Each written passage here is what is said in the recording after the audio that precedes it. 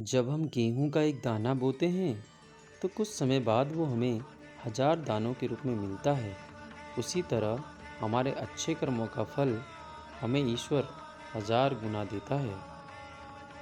ईश्वर हमें कभी सजा नहीं देते, इसीलिए ईश्वर कहते हैं कि आपके कर्म ही आपको सजा दे रहे हैं। ईश्वर तो सभी के परम पिता हैं, सभी उनके बच्चे हैं, उनकी संतान हैं। वो अपने बच्चों को क्यों सजा देंगे? वो तो हमारे ही कर्म ऐसे होते हैं कि हम सजा के रूप में उनका दंड कर्म भोग भोगते हैं। धराशायी हो जाता है, उसके आगे चाहे कितना ही बड़ा महारथी हो, उसे क्या हराएगा इस जहां में कोई कान्हा जिसका खुद सारथी हो।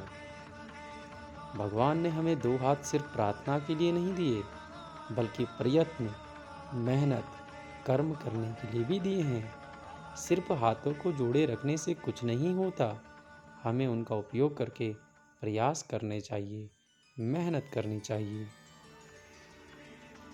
मेरे और भगवान के बीच में बहुत ही खूबसूरत एक रिश्ता है। मैं ज़्यादा मांगता नहीं और वो कम देते नहीं।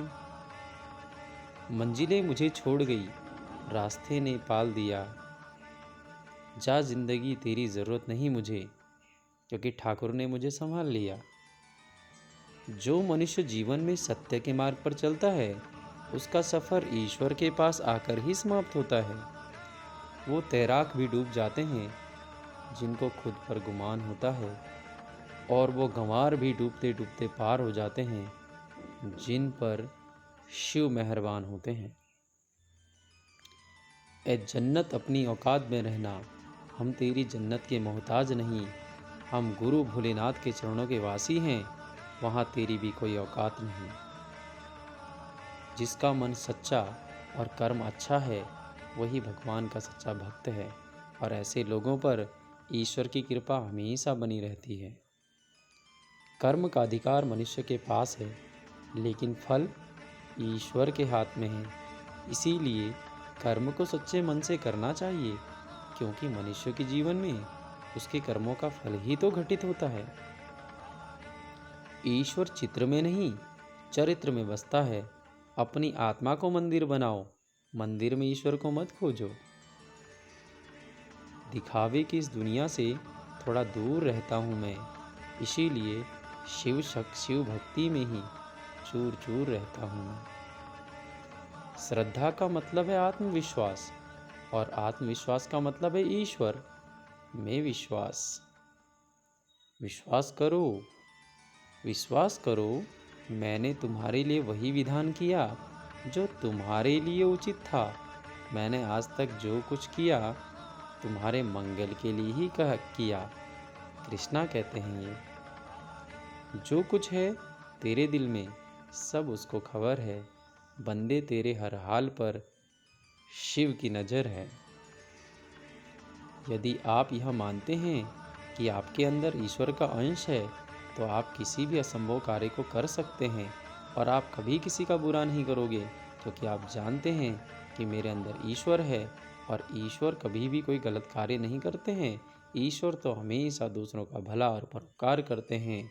ईश्वर शिव हैं, कृष्णा हैं, राम हैं, अनेकों रूप हैं, उनके अनेकों नाम हैं, लेकिन उनके अनेकों काम भी हैं। शिव ही राम और राम ही शिव हैं। और याद रखना, शिव भोले भंडारी वो हैं जो दूसरों को अमृत देते हैं और स्वयं विष का पान करते हैं। जो स्वयं करते हैं विष का पान, वही हैं मेरे शिव शंकर भगवान। कर्म भूमि पर फल के लिए श्रम तो सभी को करना ही पड़ता है। भगवान सिर्फ लकीरें देता है, रंग तो हमें ही भरना पड़ता है। सारे बिगड़े काम बना दे सुधर, जाइए जीवन जिसके ऊपर, कर दे कृपा बांसुरी वाला मोहन, तो उसकी दुनिया हो जाए रोशन। सच्चे मन से की गई प्रार्थना ही भगवान तक पहुंचती है। अर्थात यदि आपकी प्रार्थना में भाव नहीं है, परमात्मा के प्रति भाव से जुड़ना आवश्यक होता है। भाव नहीं तो मन से की गई प्रार्थना कबूल नहीं होगी। अर्थात यदि आपको अपनी प्रार्थना ईश्वर तक पहुंचानी है, तो उनसे भाव से जुड़ना होगा, उन्हें अपना सब कुछ समर्पित करना होगा, क्योंकि हमारे पास तो कुछ है ही नहीं जो हम उनको दे सके। ईश्वर ही तो सब कुछ देते हैं, पूरे पूरे ब्रह्मांड को, पूरी दुनिया को। हमारी क्या औकात है कि हम उनको कुछ दे सकें। और मानव फालतू में यह घमंड कर बैठता है कि हम तो ईश्वर को छत्र चढ़ा रहे हैं, ईश्वर को वस्त्र ओढ़ा रहे हैं, ईश्वर को भोग लगा रहे हैं। यही जो हमारे आडंबर हैं, इन्हीं आडंबरों में हम फंस जाते हैं और स्वयं को सोचते हैं कि हम ईश्वर को इतना कुछ देते हैं, ईश्वर तो हमें कुछ देते नहीं। जबकि हम ये कभी नहीं सोचते कि आप जो भी चढ़ा रहे हो, जो भी दे रहे हो, ये किसने दिया आपको? ये उस ईश्वर की कृपा ही तो आप पर हुई है। इसलिए कभी स्वयं पर घमंड नहीं करना चाहिए, हमेशा ईश्वर के प्रति समर्पित रहना चाहिए। और जो भी काम करो, ईश्वर को समर्पित होकर करो, तो उस काम में बरकत भी होगी, ईश्वर आपको उन्नति देंगे और हमेशा आप आगे बढ़ते रहोगे और परोपकार करते जाओगे। क्योंकि ये जो जीवन मिला है, केवल अपने लिए जीने के लिए नहीं मिला है, स्वार्थी जीवन जीने के लिए नहीं मिला है। यह जीवन परोपकार करने के लिए मिला है। इसीलिए आपको ईश्वर ने मानव बनाया, नहीं तो कोई जानवर भी तो बना सकते थे। ईश्वर का यह संदेश है, सोने से पहले तुम सबको माफ़ कर दिया करो, तुम्हारे जागने से पहले मैं तुम्हें माफ़ कर दूंगा। अर्थात किसने हमारे साथ क्या किया, यह सोचकर यदि हम रोज़ परेशान होते रहेंगे तो हम जिएंगे कब? हम तो परेशान ही रहेंगे हमेशा। इसीलिए सबसे अच्छा ये रहेगा कि किसी ने कुछ भी हमारे साथ किया हो, यह सोचकर कि किसी ने हमारे साथ कोई बुरा नहीं किया, ये तो मेरे कुछ कर्म ही ऐसे कर रखे थे जो मुझे इस तरह से बेइज्जती के रूप में, अपमान के रूप में प्राप्त हुए, या गाली गलौज के रूप में प्राप्त हुए, या मारपीट और लड़ाई झगड़े के रूप में प्राप्त हुए। ये सोचकर उन सभी व्यक्तियों को माफ़ कर देना चाहिए, क्षमा कर देना चाहिए, क्योंकि माफ़ी से बड़ी चीज़ दुनिया में कुछ नहीं है। तो यदि हम इस तरह के भाव अगर रखेंगे, तो ईश्वर भी हमारे कुकर्मों के लिए, हमने जो जाने अनजाने में कुकर्म किए हैं, उनमें कुछ न कुछ कुकर्मों को ज़रूर माफ़ करेंगे।